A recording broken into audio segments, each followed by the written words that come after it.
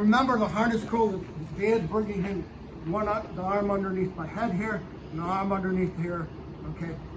Untrained fighter, they're not gonna know to do this. They're not even gonna know here to straighten out their legs. But regardless, even if they do, the escape's the same, okay? So what does it look like here, okay? Same thing, okay? So big thing here, what I'm doing is I'm applying my rule set. He's got control over my body here with this harness hold, okay? You go back to my rule set, you can find openings if you can misalign somebody's spinal alignment, okay? So once again, this needs to get in here. This is our frame, okay? All right, this leg's gonna lay flat. This arm's over here is going to start to reach and change his spot, okay? So I lift my hips up and then I drive, that's when I scoop my hips up. Now I can frame off of that hip, push through here, and now I'm in a good stage one. Right. More details. Okay. Hands controlling me, I get him here. I don't want to push. Okay. I keep my elbows in tight to my core, what makes it hard for him to clear even if he is a trained fighter. Okay. My leg close to his straightens. The other leg comes up for base.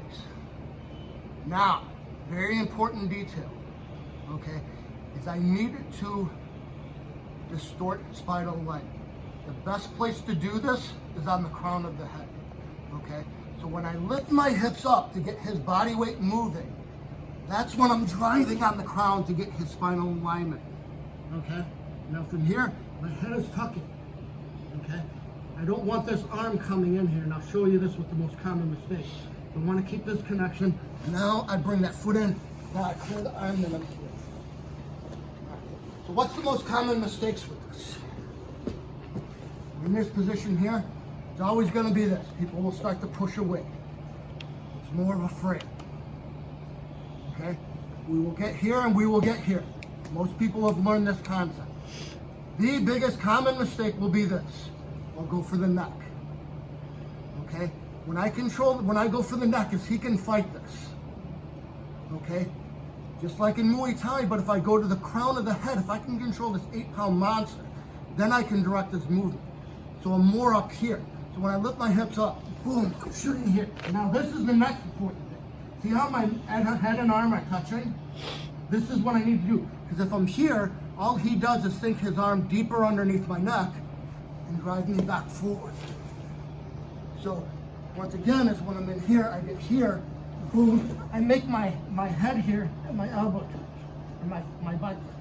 Now, boom, now he can't drive me forward. So what does it look like here without a training group? Okay, all right, he's got the harness on. I get my frame. Here, leg up, all right? Now I'm gonna launch my hips up, then I'm gonna drive on the crown of my head. Okay, now I shoot my hips out. Now I make these points of connection. My arm here to my bicep. Okay, now I'm here. Bring my body from an L to an I. Okay, align my spine. Bring my leg through. My arm's hooking here. Pull. Now I got in this alternative stage. Okay, any questions?